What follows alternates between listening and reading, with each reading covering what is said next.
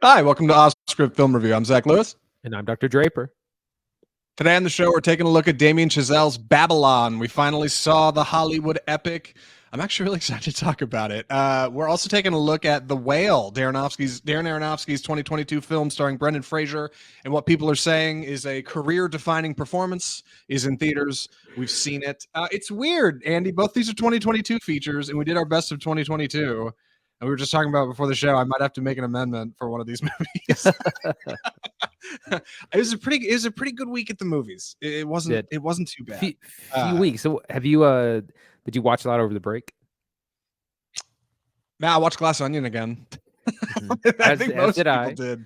I rewatched Glass Onion and Knives Out and Jurassic Park on the plane. The first Jurassic Park. Yes. It's good stuff. Yeah. That's great stuff. Yeah, man. Glass Onion holds up so good, and Knives Out, both fantastic. Anyway, we need to get to the first things first. We need to talk about the news, and then in between our reviews today, we're going to be talking about most anticipated films of 2023, things that are coming out that we want to talk about, some exciting numbers, namely that there are a ton of comic book movies coming out this year. Oh my God, you got to hear this list. It's bananas. First thing on the news, though, and a light news week, by the way. It's a bummer. Normally, we like to cover more here, but I think people are caught up in the holiday. Avatar 2 rocks New Year's with $86.3 million. No redemption for Babylon. Wow. No redemption. I'm so excited it's to talk doomed about Babylon forever. I know it's killing cinema. James Cameron's Avatar: The Way of Water dwarfed all other Christmas movies to finish the year-end holidays with more than $1.4 billion in worldwide ticket sales. Andy, we bet against James Cameron and we lost. We did. We're half right though. God.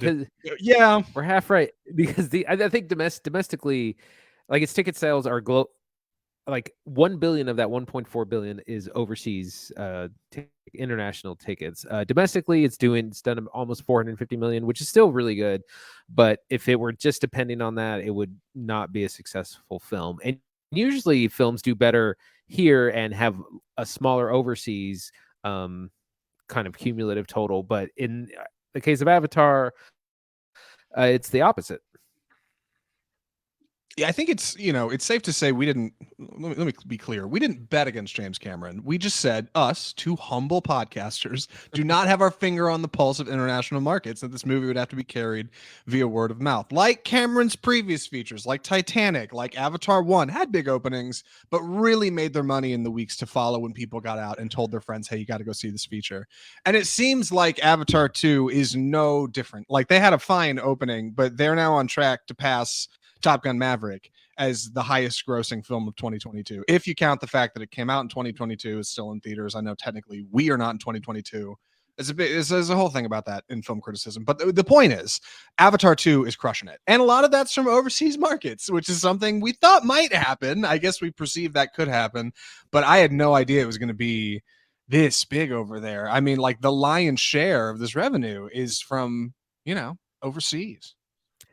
Right. And not only that, I mean, we were right in the kind of temperature of the film going audience because there have been like 10 releases in the last 2 months and they've all kind of bombed except for Black Panther and now Avatar 2, which kind of shows that audiences are only coming out for these big event tentpole features, $500 million budgets kind of films. And that's, it's great for The Way of Water and Avatar. But it's not good for smaller films, for mid-budget films, for prestige films. Oscars season is just around the corner. So I feel like we're half right in our predictions. It's true. It's certainly not good for Damien Chazelle's Babylon. That movie cost Paramount like $78 million to make before marketing. And it's made like a total of what, 10.8 million? Yeah. Like, my God. Huge bomb at the box office. Will not make its money back. Boy. 10 years ago, that movie kills. Oh, dude. Well, it's an issue. I think it's an issue of marketing. Like everybody saw that trailer. There's been 2 trailers out. Nobody can tell you what the movie's about. Before this episode, we were talking about how we're going to summarize this description. I'm still not really sure how I'm going to do it, but we'll get to that. I think also this movie hurts because of a lack of physical media, things like DVD sales and rentals, right? Like I'm guessing this is going to go to HBO after this, but then it'll just quietly slip into the library, and it's like it'll just kind of be this thing. We'll talk about Babylon more in a minute, but for what it's worth, like a pretty exciting, I think, weekend at the box office for the holiday. At least James Cameron thinks so. Yeah, he's doing great. Like I said, Black Panther: Wakanda Forever was actually number 3 at the box office. Still, it's been out almost 2 months. The Puss in Boots movie prequel, sequel, whatever, Puss in Boots: The Last Wish was at number 2, so it's not doing too bad. And then again, there are some new releases, Babylon, and also I Want to Dance with Somebody. The Whitney Houston biopic. Yeah, I heard that movie is not as, I don't know. I heard it wasn't. looks so Heard it mid. wasn't as good as I hoped. I still need to see it at some point. I still think I personally think Whitney Houston's rad, but like that's for me. As far as like the biopic goes, it looks super generic. It definitely looks like it just kind of follows the beats, which is fine for general audiences. But man, people sure have turned out for Avatar. One thing that really surprised me before we move on is Avatar 2's week over week. This week it had 6% larger audiences than it did last week. 6% growth in the US. So even if it's not doing as well as it is overseas, like people, word of mouth is working. More people are going to see it rather than less, which is nuts to me. Right. There's two kinds of movies. Their Avatar is if you go to the movies like 3 times a year, and then something like Babylon is if you go like Sure. 3 times a month, like yours truly. So James Cameron really does understand these international audiences and kind of the casual film goer, because that's who's going to see these. It's people who actually don't go to the theater very often. That's completely fine. And that's, it's anytime something can be successful in this economy, it's always kind of a miracle. Before I move on, I heard some early whisperings that the next Avatar tribe for Avatar 3 is going to be like the Fire Nation, like the Ash people, the Ash Navi. So you were pretty close with desert. You were like right on there with Yeah, different. It's like Minecraft. It's like a different biome for each. Different biome. Yeah, we got forest, water, the volcano people. Volcano. God, I don't know what we're doing next. Sky. I don't know. That one's already kind of flew. I don't know. It's kind Either of the first way, one. We'll be the sky and we'll be returning to Pandora soon. When is Avatar 3 supposed to come out? Surely not 2024. 2020. Yeah, 2024. 2 years. They're supposed to alternate years with Star Wars, which I don't think the Star Wars part is going to happen. But basically, every other year we're going to get one of these. Yeah, and reportedly they already shot like most of the footage they need for 3, so at this point it's just compositing. I'm sure they have a lot of work to do. Keep it here on Off Script for more from the box office and just how far the Avatar 2 pull is going to run. With that, we should move into the reviews. We're going to talk about Babylon first. I'm going to be taking the summary on this. Normally, we do a bit more news, like I said, but boy, I think people were just not paying attention over the holiday. Not much has happened. So with that, we should move into it. Please excuse my clumsy delivery. The movie is Babylon. So Babylon is a large-scale Hollywood epic. It is 3 hours, 10 minutes from director Damien Chazelle, who directed Whiplash, La La Land, First Man with Ryan Gosling playing Neil Armstrong just a few years ago. He kind of I think he intended to kind of take a year off after that, but then the pandemic happened, so he ended up taking a couple years off, and now he's returning to cinemas with Babylon. This is a Hollywood epic in every sense of the word. It follows a handful of different figures in the Hollywood industry, a young starlet, an aspiring waiter, an old soul, a musician who's on the come up, a great actor. It follows this group of characters in the kind of rise and fall and subsequent rise again of Hollywood's tumultuous 1920s and 1930s, when they made the leap from silent films to talkies, right? Films with sound, and then on into the 50s. Babylon covers a large swath of time, and it covers a good handful of characters with a bunch of subplots. At times it is winding and messy. At other times it's surprisingly thoughtful and I think really profound. The film stars Margot Robbie, Brad Pitt, Diego Calva, a bit of a newcomer. Excited to see him on screen. Gosh, I need to look up IMDb for everybody else, but that's what's going on in Babylon. Andy, what'd you think? Well, I went into this pretty skeptical. Again, the trailer wasn't telling me what it was about, reminded me a lot of The Wolf of Wall Street. There were jokes of Twice Upon a Time in Hollywood because it kind of has a similar kind of feel to Once Upon a Time in Hollywood, Quentin Tarantino's movie. But I ended up really, really liking this, getting on board. It's about the passion for movie making. It reminds me a lot of Hail Caesar, where it's about both the good and the bad and the ugly of filmmaking, and it's about the rising of stars, the falling of other stars, the I was telling Zach the paradoxical nature of Hollywood, where Hollywood is both fleeting, where stars come up and gets chewed up and spit out in a matter of years, but how Hollywood is also eternal, and the films will last as long as we do, and how we're going to be making movies until kingdom come. And it's really, so it's about that, and our kind of two main characters trying to make it in this brand new world. And it's just it's a crazy adventure, and it's man, I really enjoyed it. Love the soundtrack, good jazz tunes all throughout. Gets a little long in the third act, but I really enjoyed it. I was really surprised. Yeah, I actually really liked it too. It's one of those. Babylon's a great example of a movie that's sitting around a 50 on Rotten, and people may think, "Oh, that must be a bad movie." No, no, no, no, no. That's not how Rotten works. 50 means it's divisive. People either really like it or they really don't. And when I saw early reviews for Babylon, that seemed to be the case. Some people were saying Chazelle's totally missed the mark. He took too much time. He needs to go back to something smaller budget. He has wasted our time with this feature. And I saw other people saying, "My God, the man's done it again. Like, it's brilliant. It's better than his last movie. It might be his best." Like, he's combined features of every one of his films. The passion in the craftsmanship from Whiplash, and the excitement of the Hollywood epic from La La Land, and like a surprising bit of history from First Man, all come together in Babylon to create like this picture of Hollywood that is hilariously debaucherous, I should say. Hollywood in the 1920s, the Roaring 20s, is depicted mostly in the form of like like small sets built out in a big dusty field in the canyon, where crews are running around with film cameras and actors and extras trying to organize like shooting 10 different features on one lot using the sunlight, because that was just how they were doing movies. To like debaucherous parties. There's a better word for it, but I don't know if I can say it without getting content ID on Facebook. Giant parties where actors and actresses are doing all kinds of horrible things to one another.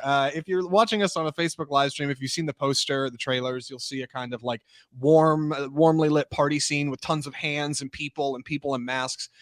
That's what I'm talking about, and it is like this huge party right at the open of the film that's met with these like huge sweeping camera shots from right out of La La Land. Great work from Chazelle and his team to bring us into like this wild world where our characters live, and the movie gets you on this roller coaster and keeps you on it fully through the first act, and then it does start to slow down because it is 3 hours and 9 minutes, which might be a little It's as long as Avatar. It is. It is as long as Avatar, yes, which is crazy. That's funny. Let's get into our plot a little bit and our characters. So our two kind of main characters. Our main character is Manny Torres, played by Diego Calva, who has done a lot of, I think, Spanish language film and TV. We meet Manny trying to deliver an elephant to this crazy party, and he kind of weasels his way in there to just be like, he's just a yes man. He's gonna get something done. You need something. You need this guy taken somewhere. You need someone driven home. Like, he's just kind of there, and he loves movies, and he loves the movie industry, and he's trying to break in. And we also meet at this crazy party Margot Robbie's character Nellie Leroy, who is just like this New Jersey girl. She's got attitude. She's on fire. She kind of just barges her way into this crazy party, and through happenstance and a series of events, they both take a step foot into the industry. Her as this brand new starlet, and him as the kind of a junior production assistant executive. And we kind of follow both their journeys. And we also meet some established characters. Brad Pitt playing the fabled Jack Conrad, who's a star of silent film. He's got a ton of money, ton of renown. He's a mover and a shaker in Hollywood, living the high life. And then also we meet Gene Smart's character who plays Eleanor St. John, a kind of Hollywood reporter, gossip columnist who's there as well. These are our kind of main characters that we're going to be following throughout the movie. Yeah, I like this duality of not duality so much, but this like element of cycles in this movie. We kind of have like this rise of this excitement in the 20s with like the booming of the industry, and there's so much money in Hollywood, and like the people could not be in a better place there. And then this like turn into sound, which is a great turn right around the second act when Brad Pitt's character Jack Conrad sends Manny Torres to go watch a movie with sound in it.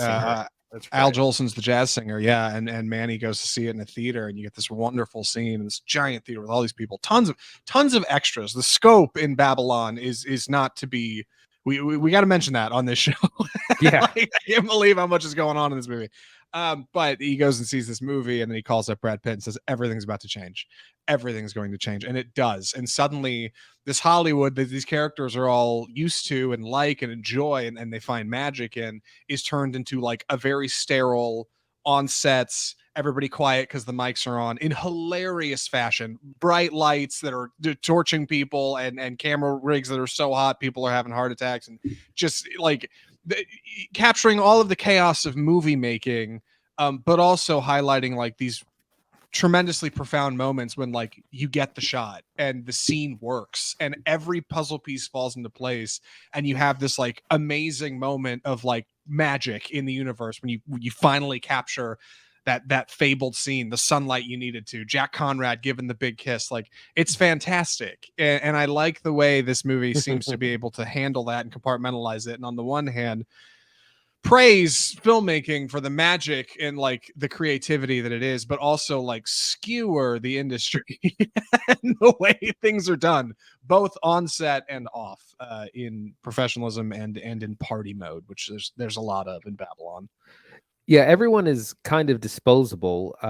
Nellie Leroy gets her big break because another actress becomes indisposed, and she shows up and she can do it all. And there's an incredible scene of the director asking her to, well, I need you to cry again. Wait it through your left eye only. Wait for the camera, and it's just like she can just do it all, and she does it like take after take after take, changing up, and but it's just like you can be replaced at any second, and that means you can get a chance at any second. I remember listening to an interview with Margot Robbie where she said they had something like 700 extras at one point for some of these scenes, and it was just like, she was like, you don't see stuff like that anymore. They just don't do it.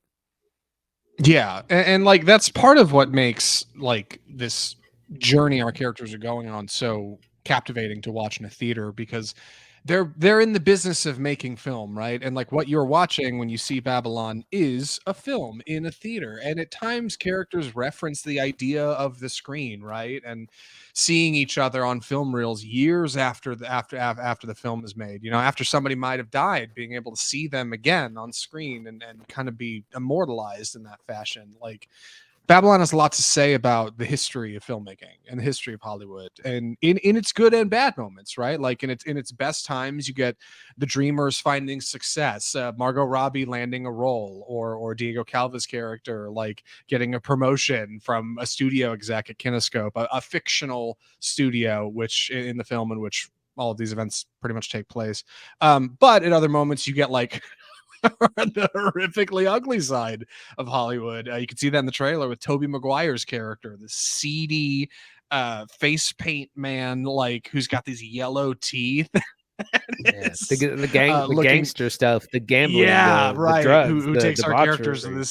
this seedy underbelly of Hollywood. And I like the way that Babylon manages to pass all of these characters through time across this journey of Hollywood changing, and then the fallout after that, and what happens to the old as the new come in, but manage to hang on to that bit of like, hey, there's a lot of like twisted up, raw, disgusting emotion under everything that's happening here, because making movies is really hard. and I like that it manages to kind of say that while also giving us like a relatively great looking feature. Man, this movie looks so good, and the soundtrack. Oh my god, the soundtrack to Babylon is great, man. It's really good. Yeah, absolutely. And I forgot. I don't know where his character is in. Oh, Sydney. No, there's a trumpet player who is also a Sidney Palmer character. is the name of the character. I know. I was just looking him Okay, up on yeah. IMDb. Yeah, yeah. Jovan Adepo, who I believe is actually playing the trumpet here. If not, he's very convincing. He's a big part of that because he's part of this jazz combo that's at these parties and eventually is in a lot of the films as well.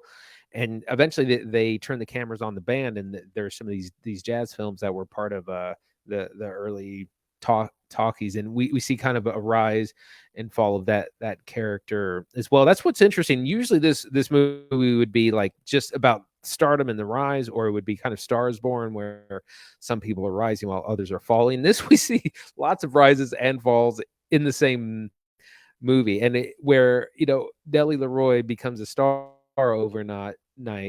As soon as talking films happen, she kind of has to adjust and has to kind of reinvent her character. She's just kind of this down and dirty New Jersey girl, and they have to try and dress her up, teach her to be polite and have etiquette and know how to rub elbows with the elite, and it just doesn't work out. But you see a lot of these characters having to make adjustments and fight to survive in this ever-changing Hollywood thing. For Babylon, I've heard people say it's a historical drama, and it kind of is. It's a fictionalized historical drama. Like I mentioned, Kinescope, the studio where all of these actors and most of the business in Babylon is happening, did not ever exist. But MGM, which very much did exist, is mentioned in this feature, and like is talked about at one point. Like you do see things from other parts of Hollywood that I think were pretty accurate, pretty real, even if it's not quite as like bright and shiny as Chazelle makes it look here. Additionally, our characters are mostly based on real people. It turns out originally Margot Robbie's role was going to be set for Emma Stone, but she couldn't do it after the pandemic due to scheduling differences. So they rewrote her character to be a little less like her original inspiration, an actress named Clara Bow, who I've been learning about since I watched this movie, who basically has exactly Margot Robbie's story in this movie to a fault. It's pretty much exactly what she's got going on. Additionally, Jack Crawford, Brad Pitt's character, is based on a couple of old bright and shiny actors from back in the day. And I like this movie's ability to like look back at Hollywood from the now. Like as we move through time, like things start to feel a little bit more relevant. Like at one point you hear Singing in the Rain, and you're thinking in your head as you're watching this film in 2023, like, oh, okay, I know what that is. Like I get that, but the characters in the film obviously don't. And you get to kind of enjoy this, like, I don't know, voyeurism that like I don't see in a lot of features from a different side of Hollywood. There's that great scene, like Andy said, when Manny's character is talking to Sydney at a shoot, and Manny says, "What do you think of the shot?" And Sydney says, "I think you got the camera pointed the wrong direction." And what Sydney's saying is to point it at the musicians. That's where the real story is. But in a way, like that's exactly what Chazelle is saying. Like, I don't want to look at the screen. I want to look at like what's going on in front of it and behind it, and like how these things are made. And I think Babylon does a really great job of threading that needle while also giving us a pretty captivating narrative for each of our characters. It is a little winding. It does have some pacing issues, admittedly. I still think 3 hours, 9 minutes is too long. But if it had been 90, it would have been too short. So it does use the time pretty well, I think. Yeah, the first act is fairly short. It's actually only about a half hour, and that's all the party. Like there's only a couple giant parties, and the opening one is the very first, and that's when you get the title card is at kind of the end of that first big party, and then the second act is pretty long, and as the third act. But some of the stuff, again, it's about the pain, the blood, sweat, and tears of movie making, and the kind of passion for that. And I think that's part of what really grabbed me.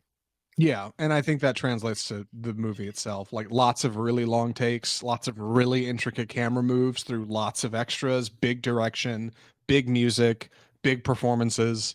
I think Babylon might be super good. And it's weird. It's weird that it's so divisive. Like, I really need to go back and read some of these reviews from people who didn't like it, because I get that it's different. It's not quite mainstream. It's definitely different, but like it's, what do you call it? It's a movie for movie makers, and like in that way, I think it's really special. It's like Andy said, like there's two kinds of people that go to the theater. There's people who go three times a year, and there's people who go three times a month. And for the three times a month people, like this is really special. Like I think it's something really cool. But I don't know about the people who go three times a year. They might hate Babylon. I really wish that things like this and The Whale, which we'll talk about later, would just come out earlier than in the year. We get so many we get railroaded with like 10 movies, 10 prestige films in the last 6 weeks of the year, and it would be like, this would have been played great in the fall or in the summer. Yeah.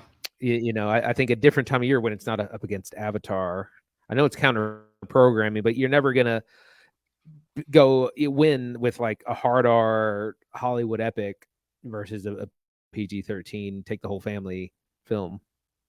It is weird that this comes from the same studio that put out Top Gun Maverick, right? Paramount, like, because that is such a huge runaway success. Oh my God, they had it in theaters for 3 months. And that movie had like insane shooting direction. Like I can't imagine. I don't know how much they spent on it, but like some of those shots, getting fighter pilot shots and checking the weather so they know where the 26 sun cameras. was. They get the light. Insane. Yeah, like insane production to put that together, and it's been huge. And then Babylon obviously doesn't cost as much, but is still this really big scope idea, and just like totally deflates at the box office. Like it's just a stark difference, I think, coming out of the same place this year. But I don't know, that it's neither here nor there. The point is, I think Babylon might be worth watching. Andy, any more thoughts or recommendations? I'm ready. Andy, would you recommend Babylon? I would. It might be challenging for some, and there's definitely some content warnings, but it's really this phenomenal trip down memory lane and looking back on how things were as opposed to how Hollywood likes to remember itself.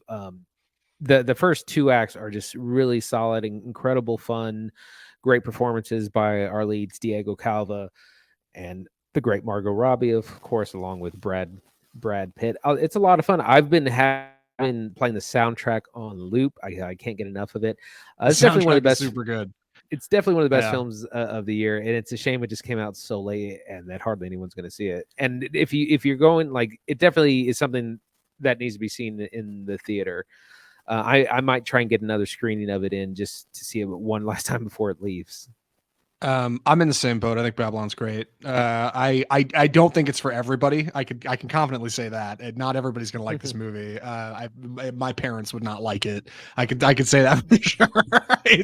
It's a hard R. Yeah, big content warning. I think Babylon's really special, and I think Babylon will be on lists in the future of like special movies that nobody really paid attention to, or movies about Hollywood that like are underrated. Like I think Babylon will come back around. When I saw First Man, I thought, Damien Chazelle's made a little bit of a misstep here. It's good, but it's not great. And coming out of Whiplash and La La Land, I had felt that way, and I feel really good about saying I think our man is back, baby. Like, Babylon's good stuff, and I in a way I love that it's I don't love that it's underperforming, but like considering what all that Babylon has to say about the industry, I think it's almost a special thing that like it spent so much money and is doing so poorly. It's meta commentary on how things work is fantastic, and like in a way I think if you've seen the film, especially in theaters, like you kind of get in on that joke a little bit more, and that's not a bad thing. I also want to try to see it again. Like I said, it's a little worrying that a bunch of high quality prestige films came out in the last 6 weeks or so, and almost none of them, they're basically all bombing, which is really worrying for the future. It's like people won't see small and mid-budget films in the theater, and you can't, like, Avatar's doing great, but you can't survive just on that. No. Yeah, it's good. You got to have something. If it's not word of mouth or something exciting to like get people out front. I think Babylon's got big scale, and I think it's got a great cast, but like I just think it had this problem in its marketing where it was like they did a thing like Amsterdam, where they're like, we're not really going to tell you what's going on in this movie. It's just zany, and there's a lot of people you like, and like it looks pretty good, right? The cinematography looks good.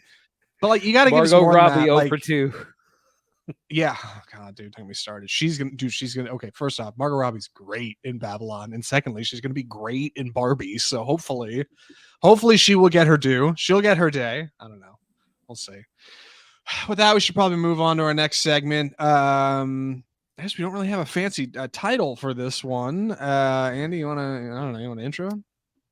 Yes, this is our 2023 most anticipated films. And so we got a lot of things coming out. We got a couple of articles up. We're going to alternate every month. I'm going to take both January and February upcoming. And then, Zach, why don't you take March? March is actually going to be a huge month. I think not that's a lot. A good idea. Not a lot coming out in January to really look forward to. January 6th, Megan comes out, which is the horror movie about the robot doll child thing. That comes out actually this week, which is attained meme status on the internet. So I think it might do well just off that. Other releases in January 13th, we have House Party, and that's kind of the end of the list. And the other list, like I don't even have January on. That's how poor, how few releases are in January. How are you feeling about those two?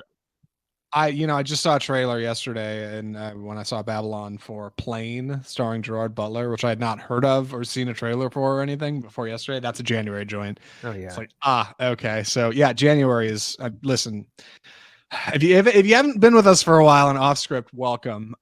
January is the time when studios are dumping junk. They're like, we don't know how this is going to perform. We don't want to put it on streaming. It's just going out in January. We'll get some of those holiday residuals, right? People creeping in January who enjoy going to the movie in December. But like Megan and House Party, I think the only things that are particularly exciting. For what it's worth, the trailer for House Party actually looked pretty funny.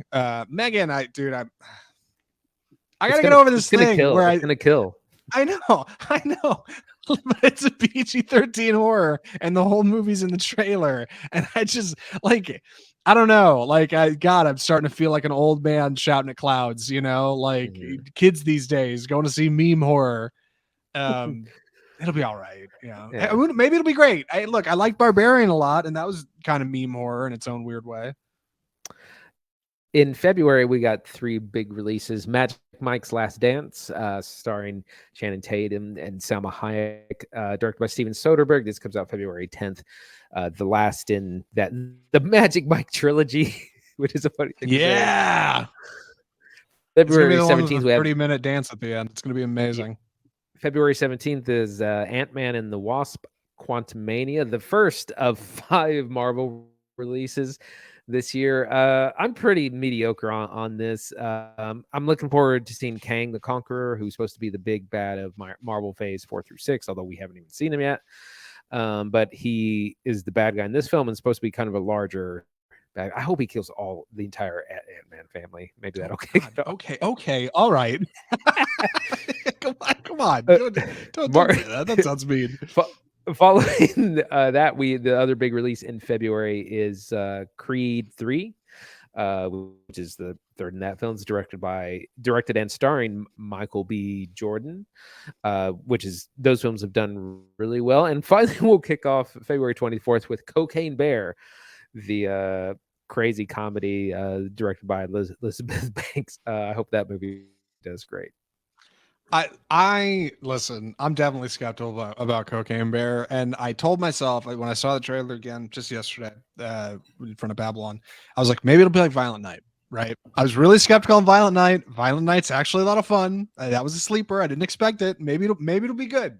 Maybe it'll be great. But like, boy, I feel like half the kills are in the trailer. Like 6 people die in that trailer. I'm like, you don't have many more than that. I mean, I know it's a bear, but like, it's not a, I don't know, but it's fine. Cocaine Bear will be fine. In March, let's talk about March. Yeah, March is exciting. First off, this is an interesting one. 65. I don't know if you've seen the trailer for this. Adam Driver plays an astronaut who crash lands on a foreign planet. Yeah, only to discover that the foreign planet is prehistoric Earth, 65 million years in the past, which is where the 65 comes from. And it's like, boy, y'all should have left that for the twist at the end. Like, it's fine knowing that. It's fine. I don't know how they got Adam Driver to do this movie. I feel like he can do bigger and better, but I'm sure they paid him handsomely for it. So that's 65. Scream 6 is coming down the pipe March 10th. Follow up to Scream 5, of course, but notably not starring what's her name? Sydney Prescott. Nev Campbell. She's not going to be in this movie. Yeah. She yeah, when they were getting production together, they threw her an offer and she was like, I'm worth more. And they were like, no, you're not. And she was like, see you later. Like, good for her. Yeah, this stars a lot of the kids from the original Scream 5, Melissa Barrera, Jenna Ortega, as hanging out in New York City when suddenly Ghostface shows up. Ghostface takes Manhattan. That's what that's going to be. Shazam! Fury of the Gods. I'm all about that. All about it. Shazam 2 is in a weird spot. Shazam 1 did pretty good when it came out. I think people were surprised at how good it was. But it's been a minute since we've seen anything from that. Black Adam did come out, but was pretty far away from what Shazam had going on. But now we know the DC universe is getting flipped in 2024, so we don't really know where Shazam 2 is going to be. Even still, looks okay. It looks like it's a lot about family, notably from one of the writers of the later Fast and Furious movies. So it's going to be a lot of family. They even make a Fast and Furious joke in the trailer. It's weird because the guy wrote it. Any hot takes about Shazam 2, Andy? I'm looking forward to it. It's a property I like. The first trailer is kind of weird. Like the villains just look kind of weird. Which is Helen Mirren and I can't remember her name, Lucy Liu. Lucy Liu. So we'll see. But I'm big DC fan, so we'll definitely see that. I think they're probably going to try to make all the DC films just stand alone and not tie into anything, so they can start over in 2024. I think that would make the most sense. Either way, I don't know. It could be a good time. John Wick 4. I know I got to move through these. John Wick Chapter 4. The trailer's out. Me having not seen any of the John Wick movies, I tried to watch John Wick a couple times. It's not as good as everybody remembers. It just isn't. John Wick 4 is a trailer full of lore and action, and I don't know what any of the lore means. But Andy caught up recently. Andy, what do you think?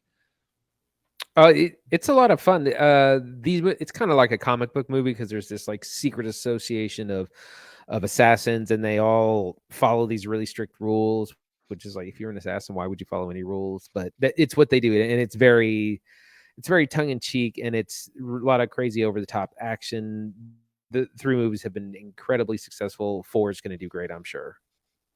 One more movie in March worth talking about: Dungeons and Dragons: Honor Among Thieves. Dungeons and Dragons, for those who aren't in the know, is doing better now than it ever has in history. Wizards of the Coast is recording record profits. Yes, it's that Dungeons and Dragons from the 70s and 80s that The Simpsons used to make fun of.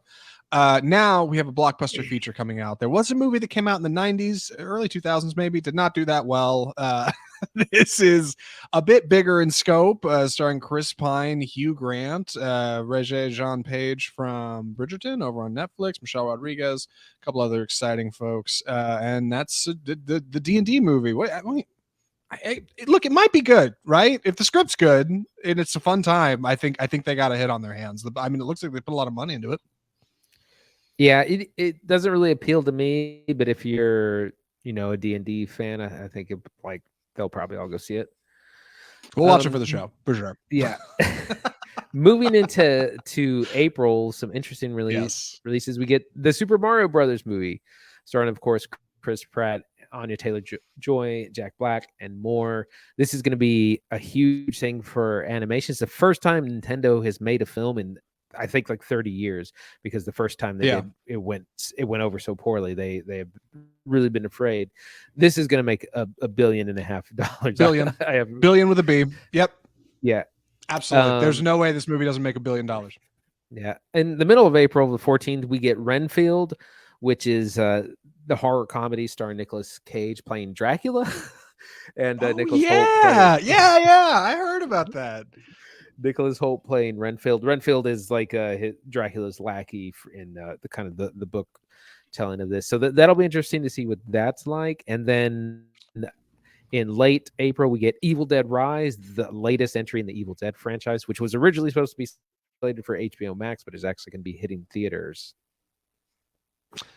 Real quick about Renfield, Nick Cage and Nicholas Hoult, I think could be a dynamite pair. That might work really well. Those two are pretty I don't know. May 5th. I gotta start moving through these two faster. May 5th, we see Guardians of the Galaxy Volume 3, final Guardians film, before James Gunn makes the leap to DC. It's gonna be a big closeout for him. I think all the characters, or at least a couple of them, are getting retired. For sure, Big Dave Bautista said he is not doing Drax anymore because he's in his 50s now, and he's like, I can't sit for makeup for 4 hours. Like, I can't. Like, it drives him crazy. May 19th, we see Fast X, what is reportedly the finale. No, wait, this is the finale part 1. I'm sorry. This is not the finale. I think Fast X is going to be one of a part 2, as I understand it. It's the second to last installment.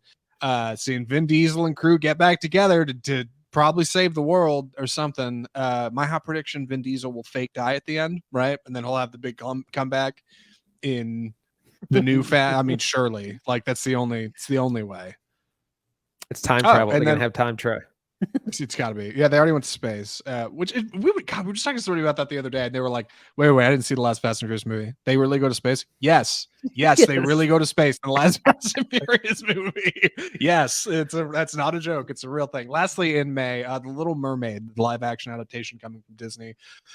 We'll see, man. It's starring Halle Bailey playing Princess Ariel. Melissa McCarthy plays Ursula, and Javier Bardem plays King Triton. What a cast! Halle looks amazing. It's great. The singing's better than the original for sure. I'm excited to see the rest of it. In fact, I think when the first trailer came out, I said it was too dark, and actually, the next trailer, I was like, it's noticeably brighter. So I'm glad that's taken care of. Like, I could see the ocean. We'll see, man. The last live action we watched from Disney was Pinocchio, and God, it was bad. Oh my god. Oh, it was bad. So at least this one's going to theaters. I think they've got some confidence behind it. We'll see. June is going to be huge. It's going to be a huge bunch for the movies. On June 2nd, we have Spider-Man Across the Spider-Verse, the sequel to the first Spider-Verse movie. That's going to be huge. June 9th, Transformers Rise of the Beast, which I'm actually more excited about than I've never been excited about Transformers movie in my life. I don't understand. It's like I'm missing the joke. Like, when did the hype train come through for Transformers Rise of the Beast? I don't know. It just looks cooler for some reason. June 23rd, we have the long-awaited Flash movie, which was supposed to actually come out in this past November. Has been delayed, and its lead star Ezra Miller has been a blight upon the country, getting arrested, harassing people. Crazy, but that's gonna come up, and that's the biggest DC release of this year. It's going to be one of their biggest movies. It took literally 9 years to make this film. I don't know how it took so long. And then finally, at the end of June, to close it all out, Indiana Jones and the Dial of Destiny. Boy, June is going to feeling about these days. First off, June is going to be a great time at the movies. Like, even if I don't think much of Transformers, Spider-Verse 2, The Flash, and Indy 5 in 1 month, dude. One week apart. Yeah, each week, boom, boom, boom. And if you're a Transformers fan, congrats. There's one of those in there too. Like, that's wild. I don't know which one I'm most excited for. Probably Spider-Verse 2. Because the first one was such a free. I mean, I honestly think if you see one comic book movie in 2023, it might have to be that one because it's just so different. The Flash, though, I mean, look, anything could be going on in that movie. So what's crazy about that? So last year when Thor: Love and Thunder came out, nothing came out the week after because no one wanted to get in the way of Marvel. Indiana Jones is not afraid. It's giving the Flash no room to breathe. It comes out the very next week. There's not a lot of Indy ain't afraid of nothing. That's right. Dude, Indy looks like the trailer. Listen, the trailer plays great. I'll say that the trailer in the theater feels big and bold. It's James Mangold, which is huge. Like, it might be heat. But like, I don't know what the gimmick's going to be. And boy, Harrison Ford is not getting any younger, man. Like, I don't know. Well, yeah, we'll see. See how it plays. Take us through July. July, yes. Mission Impossible Dead Reckoning Part 1. It is weird to think we've had to wait a year to get another Tom Cruise movie, because when Top Gun Maverick came out, it was all anybody was talking about. It has graced numerous top 10 lists this year.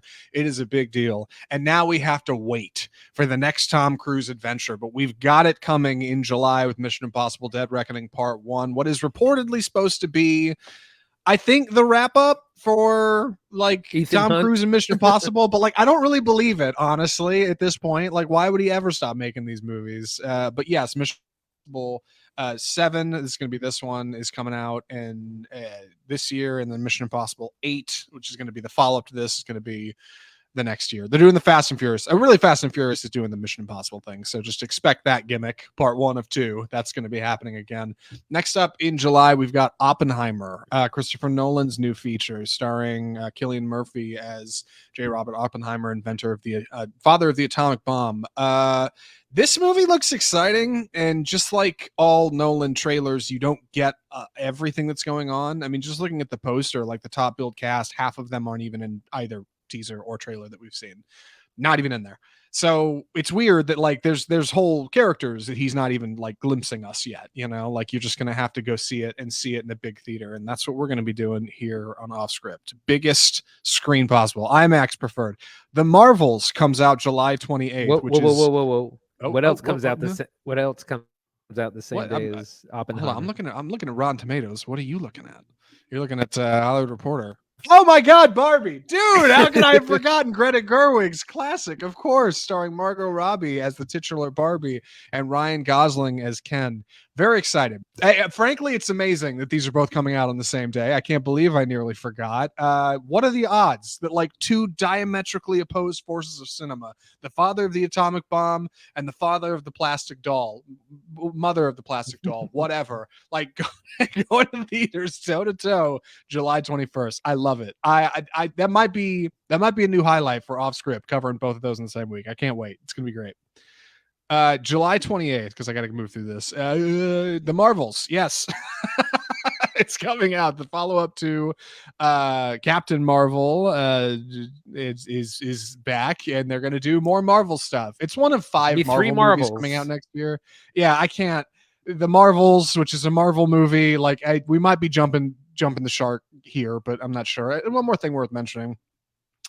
Roosevelt, Martin Scorsese's new picture, starring Leonardo DiCaprio as the titular Roosevelt, going through the Great Depression, World War II. This was announced back in 2017, and we haven't heard much since, so it may not actually pan out, but reportedly that's when it's supposed to be coming, in July this year. So keep an eye out for Scorsese's new picture. Is that not Killers of the Flower Moon? It's not what it's called here. Is that a totally different? Oh, wow. I didn't even know that was happening. Go ahead. Yeah, going into August, just a couple here. Or actually, the big one, Blue Beetle, which is going to be kind of the final movie in the DC. No, the third DC movie to come out this year. Originally slated for HBO Max, will be coming to theaters. We don't really know much about it, but that'll be coming out in August. September includes The Nun 2. I think it says a lot about the state of horror that The Nun is getting a sequel, because I remember seeing the poster and the trailer for The Nun and thinking, well, I don't think nuns are scary, so that's going to be a big miss for me. And apparently it wasn't, and everybody liked it because they're making another one. We're also getting the untitled A Quiet Place spinoff. Don't know what it's going to be called yet, but that's when it's supposed to be coming out. We don't know a whole lot about it, but there's supposed to be another Quiet Place thing happening. And then additionally in September, The Equalizer 3, I think it's just Equalizer 3, Anton Fuqua, good Lord, and Denzel Washington are back for the latest movie about Denzel Washington's character in the Equalizer. I haven't seen either of those movies. Have you? No, I haven't. No, I probably should, but I just remember seeing trailers for both of them and thinking like, oh, okay, it's like the Taken gag. It's like, older guy who's seen some stuff is doing action stuff. Neat. I just didn't, I don't know. I wrote it off, but good Lord, there's a third one. Maybe it's worth watching. Oh, dude, are they making Expendables 4 in September? Yes. So. Oh God. Hold on. Speaking of older guys and former action stars getting together and making things happen, Expendables 4 is coming out in September. Wow. I totally missed that. That's great. Okay, that's September. Going into October, some of the big releases: Craven the Hunter, which is a Spider-Man villain property that's getting its own movie. This is probably from Sony, because Sony, accidentally bought Spider-Man 25 years ago and is desperately hanging on to it, so they have to keep making The Spider-Man villain verse. Yeah. adjacent movies to Yes. get this in. The Exorcist, October 13th, which is going to be the first in a trilogy by director David Gordon Green, who recently directed the new Halloween trilogy. So that at one point that might have excited me. It doesn't really anymore. See how the two of the three new Halloween films are kind of not good. So we'll see. I'll definitely be watching it because it's The Exorcist, and it's going to be a direct sequel. And the mother is coming back. I can't remember her name right now, but the woman who played the mother in the original Exorcist is coming back in her same role. Or the girl who played her. God, what is her name? It escapes me. You know, they should have got to the Exorcist remake. Linda Blair is Reagan. Yes. You know how they should have got to the Exorcist remake? Luca Guadagnino. He would have done a cool Exorcist. It would have been 3 hours long and had weird chanting, but like it would have been great. Listen, it's right. Like David, listen, I think David Gordon Green has a lot to say about the industry and Halloween. I hope he steps into some bolder shoes with The Exorcist and does something really special. Like, because I mean, there's a lot you can do there. And in November, Dune, My Arrakis. Dune is finally coming out. Yes, My Arrakis. Yeah, yes, the highly anticipated sequel to 2021's Dune. Yeah, right. It's been 2 years. Is out. When that movie came out, it was labeled as part 1, and they hadn't signed off on a part 2 yet, but it did well enough. They're making it. It's coming out. We're excited to see it. Also in November, The Hunger Games, The Ballad of Songbirds and Snakes. They're making another Hunger Games movie, folks. Get your tickets. I'm not I really have not seen them. I probably should. I don't know. I just kind of missed the boat on them. But the prequel stars Rachel Ziegler from West Side Story and the upcoming Snow White live action remake as Lucy Greybeard, who is from District 12 and then has something going. I haven't really seen Hunger Games, but if you're into it, that's coming in November. Yeah, it's weird that movie's coming out because that the YA genre post-apocalyptic thing is kind of out of vogue now, so it's kind of, I don't know, it seems kind of overdue. Getting a little bit into December. Now we're way out, and a lot of this is going to change. Things are going to get pushed or added, things we didn't ever know about. But Wonka, the Willy Wonka remake origin story, starring the great Timothée Chalamet as Willy Wonka, who I've heard is fantastic. You wouldn't think it, but he is also a new adaptation of The Color Purple, which we haven't heard too much about. And then Aquaman and the Lost Kingdom comes out Christmas Day, which will be the final thing in DC's pantheon of films before James Gunn kind of takes over. And some other things that we haven't heard or that we don't have dates are, but the big one is Ridley Scott's Napoleon, big film starring Joaquin Phoenix, is supposed to come out sometime in 2023. You want to mention anything else in here? Because there's a bunch of TVDs. Oh yeah. But yeah, sorry. Beau is Afraid is the next one from Ari Aster. Yes, Hereditary and Midsummer. Right. Oh, I could miss some here at the bottom. Killers of the Flower Moon. Which is there's that. Yeah, okay, yeah. So he's actually gonna have two. So does that mean he's gonna have two films? I'm gonna say that Roosevelt movie's bogus. Like maybe that's happening, but I've seen more from Killers. I've seen at least a still from Killers of the Flower Moon. If he's making a secret Roosevelt movie, I'd be shocked. Yeah, like probably not. Something's Wes Anderson's new feature, Asteroid City, is expected to come out at some point this year.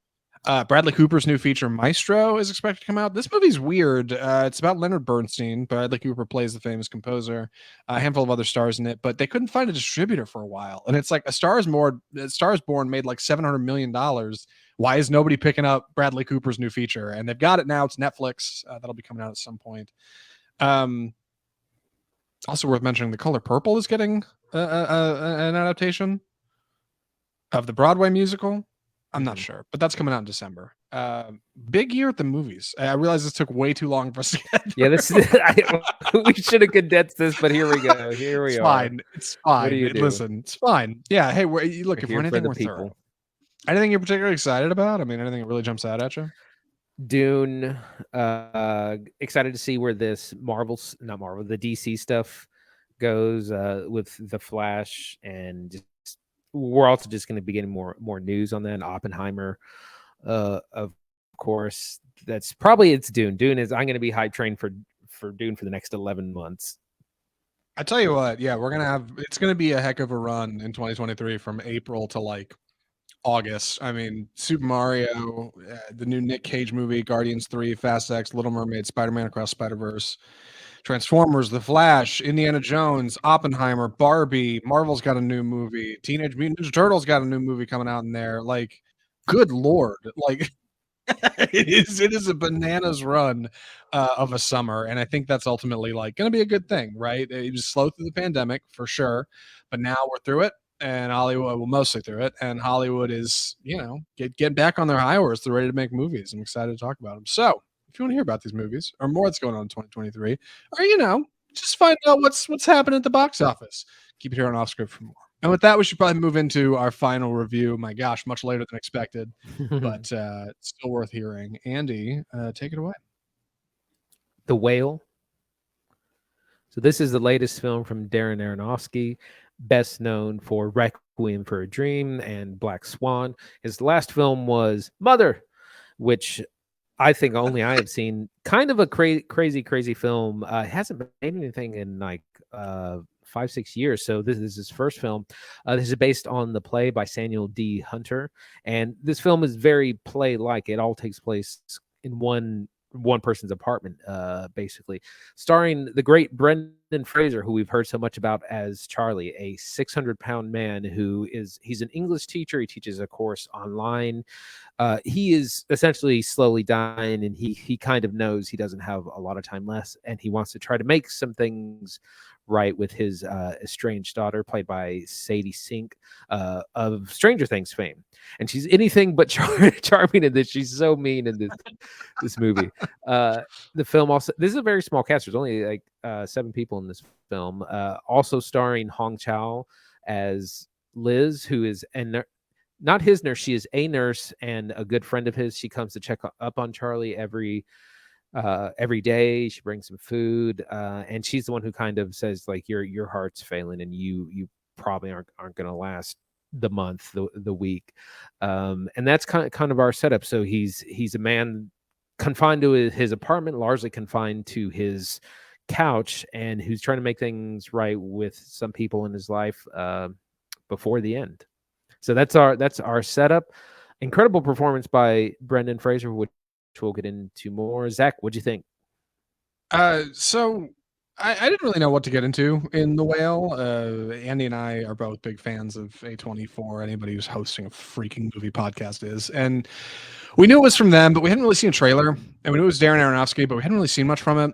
And they released like one still and like nothing leading up to it, like a teaser where you don't really see anything. And it was like, what's the deal? And then early screenings started to say this movie's fat phobic. This movie's got problems. And I was like, what's happening? Like, why aren't we seeing anything? So finally we get a full trailer. I watch it. Andy did not.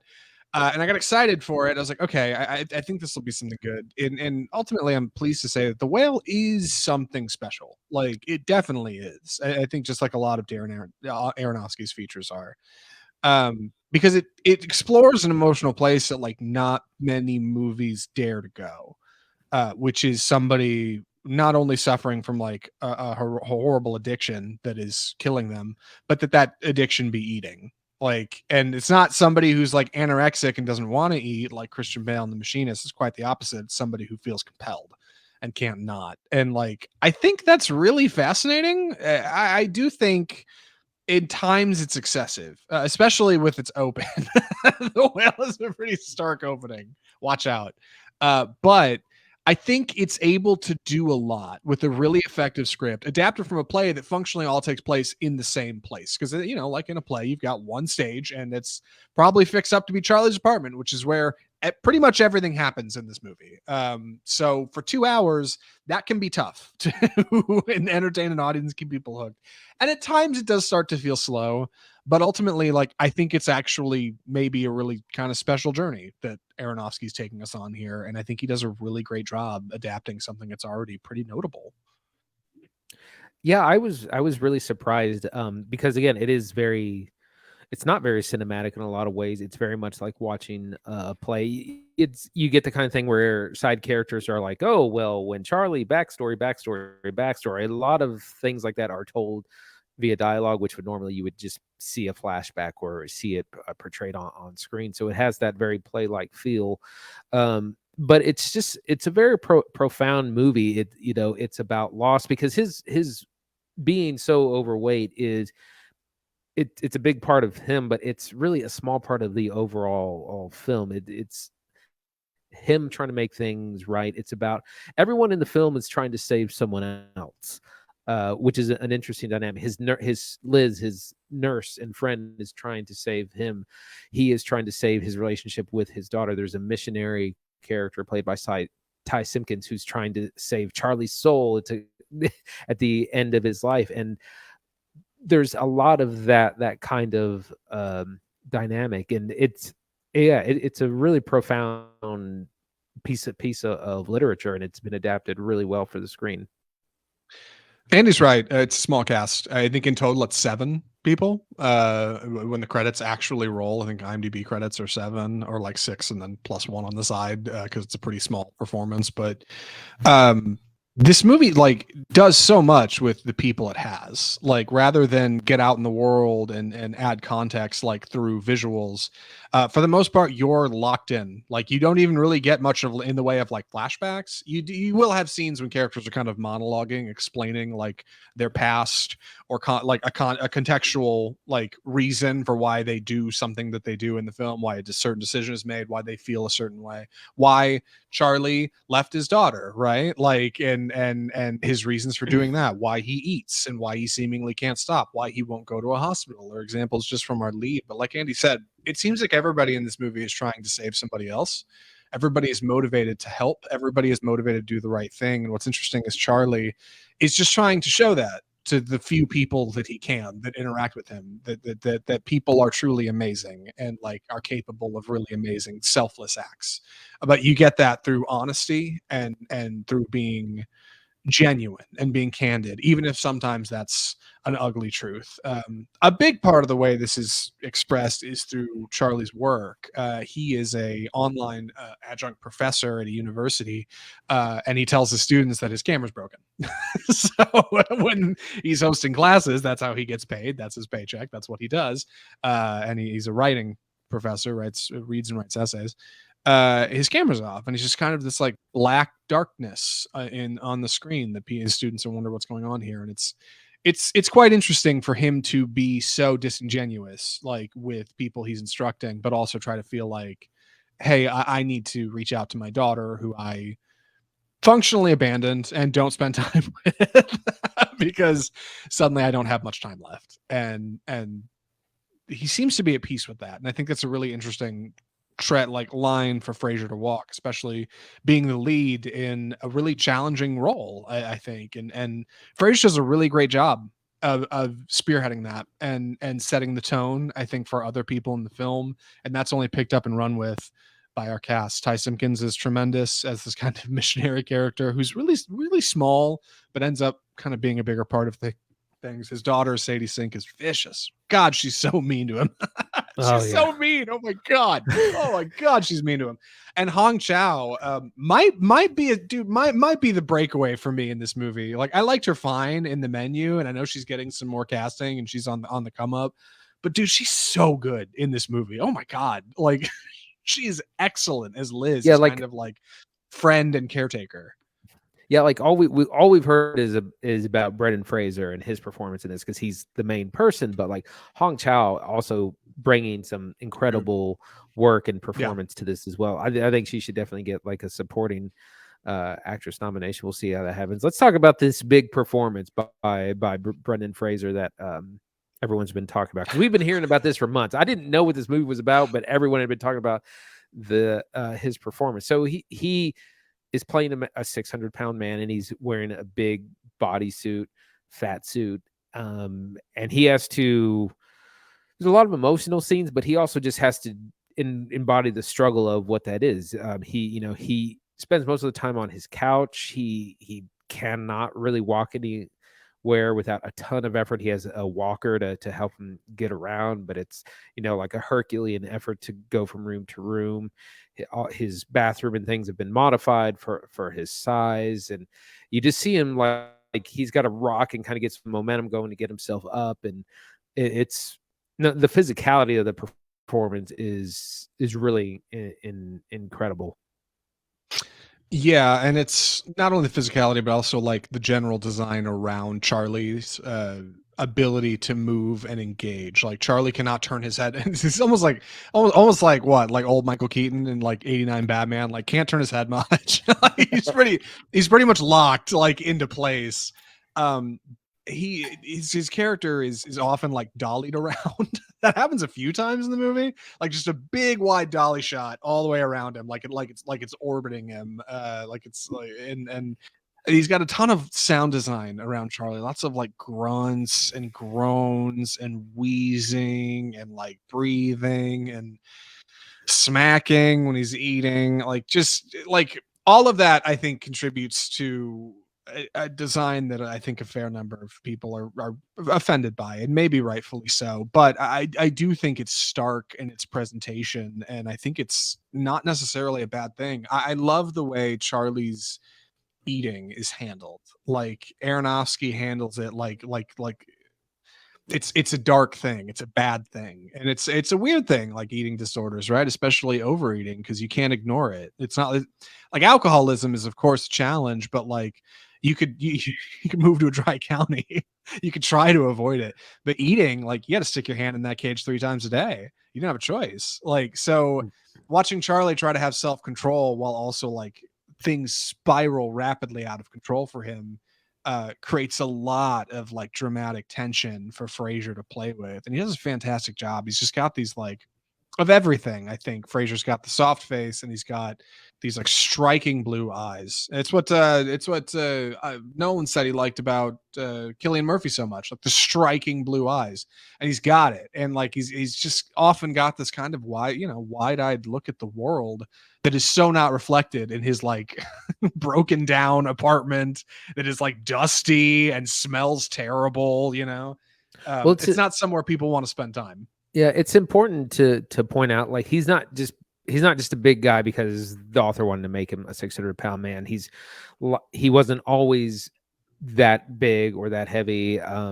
This is a result of depression and mental health breakdown of loss. Essentially, he's has lost someone very dear to him throughout his life, and that's part of the reason he is this big. And that's why, like, I think the bigness is handled really well, because it's not like, oh look, he's fat and gross. It's no, he is this way because he is self-destructing because of all these things in his life. Aronofsky's work often deals with the idea of self-destruction. Requiem for a Dream is about hard drugs and drug addiction. You have something like Black Swan or The Fountain. All these movies deal with people being their own doom, and this movie is the same. He is literally eating himself to death. And Liz tries to say, let's take you to a hospital. Let's call 911. He's like, no, I'm not going. I'm not moving from this couch. And he has Right. excuses for why not, but it's essentially like he is ready to die. He wants to die. Yeah. I think one of the things that really makes this movie work for its 2-hour runtime, despite being stuck in mostly the same place, is its ability to perpetuate like mystery through our characters. questions like, yeah, what happened to Charlie to get him to be like this? Who was this person that passed away? Why did he leave his family? Why doesn't his daughter talk to him? Why is she flunking school? Who's this missionary character? What's his deal? Yeah, why is Liz taking care of Charlie? But it's not like her job. She seems to be doing it like for fun or as a hobby. Like she's not paid. Like why is that? What's the deal? Why isn't he going to a hospital? Like The Whale presents like a series of questions, and over the course of the film you get the satisfaction of seeing all of these things resolved in one way or another, for better or worse. And like that creates a lot of, I think, tension that keeps you tuned in for the runtime. It does drag in the middle a little bit. Andy and I both were surprised to see it was 2 hours. Remember when we found that? I was like, oh god, I thought this was gonna be a tight 90 minutes. But for what it's worth, like I don't think it's time wasted. I think it's time well spent. But it all takes place pretty much in the same place. I think you got to know that going in. I think you'll have a better experience. Part of what I wanted to bring up, yeah, you mentioned the missionary character played by Ty Simpkins. He keeps showing up. He's basically shows up once a day to try and witness to Charlie and get him to find religion at the end of his life here. Part of this movie is about religious trauma. I think the church is called New Life or something similar to that. Yeah. And every character has some sort of connection, either directly or indirectly, to this church. And it's about the pain of growing up in super religious environment and the kind of the harm that has caused literally everyone in the film. But that's another thing that the movie is also dealing with.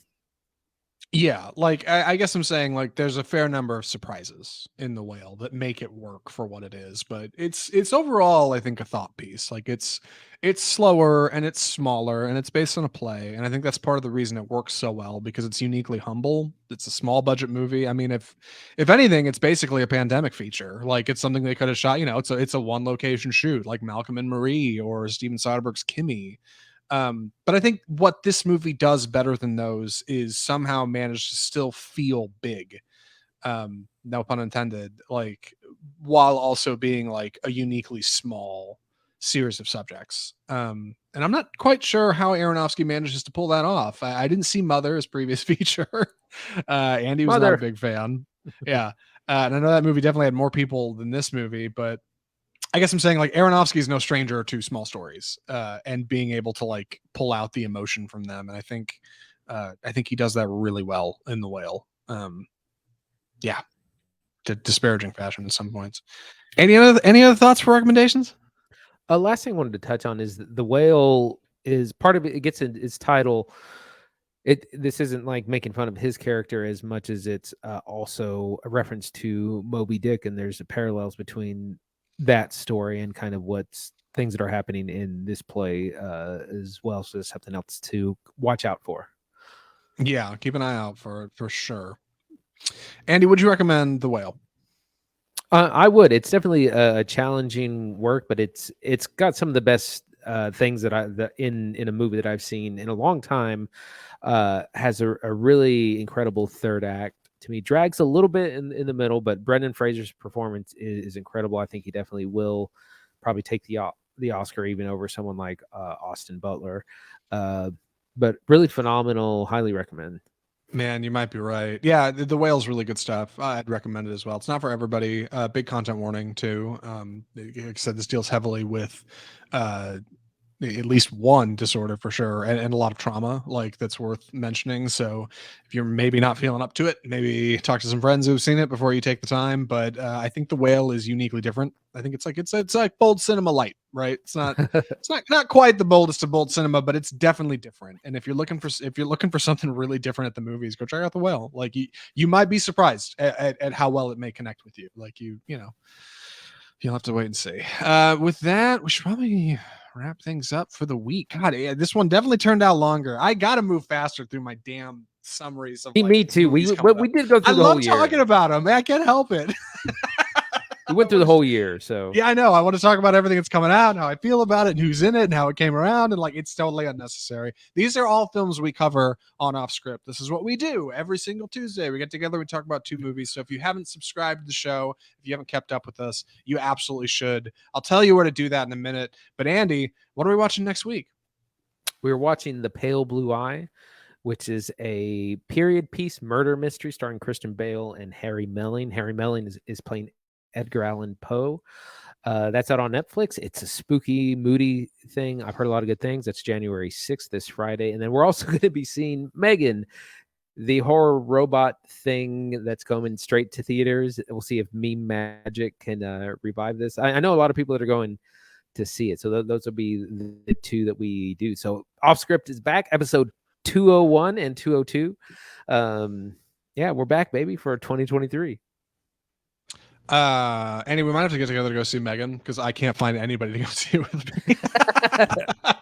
Everybody I'm told, I'm like, hey, so I got to move for the podcast this week. And usually I get a couple friends who will be like, oh, what are you seeing? I'll go see it with you. Whatever, we'll hang out. And I was like, Megan, and they're like, yeah, I might be busy next week. I may not have the time. Whatever. Megan will be fun. I am kind of excited about Pale Blue Eye. Harry Melling's a sleeper, man. Like, I think most people would probably just think, oh yeah, it's the kid who played Dudley Dursley from the Harry Potter movies, but like, he's good, man. Ballad of Buster Scruggs, fantastic performance. Like he's good stuff. If you enjoyed the show today, if you like what we're doing here, if you want to find out more about these movies that we've been talking about, or maybe some of the things that are coming up to find out if they're worth your time, the easiest way to do that is to follow us on Facebook, where we live stream the show every Tuesday, including right now. If you're watching on live, hey, how's it going? Hello, chat. Nobody's watching, but sometimes people do. And you could be one of those people. We're on YouTube, or I upload our live stream shortly after the fact. We're on iTunes, Google, and Apple, Spotify, iHeartMedia, Android, all the usual podcast places. The easiest way to keep up with Off Script is just subscribe on those places. If you listen to us on iTunes or audio format, you can subscribe there. You can follow us on YouTube. You can follow us on Facebook, on Twitter, on Instagram, on all the usual social medias. We're also on a website, offscriptfilmreview.com, and you can email us correspondence for recommendations, things you think, hot takes, disagreements, arguments, condolences at mail@offscriptfilmreview.com. From all of us at Offscript, the home of bold cinema, I'm Zach Lewis. And I'm Dr. Draper. Thanks for watching.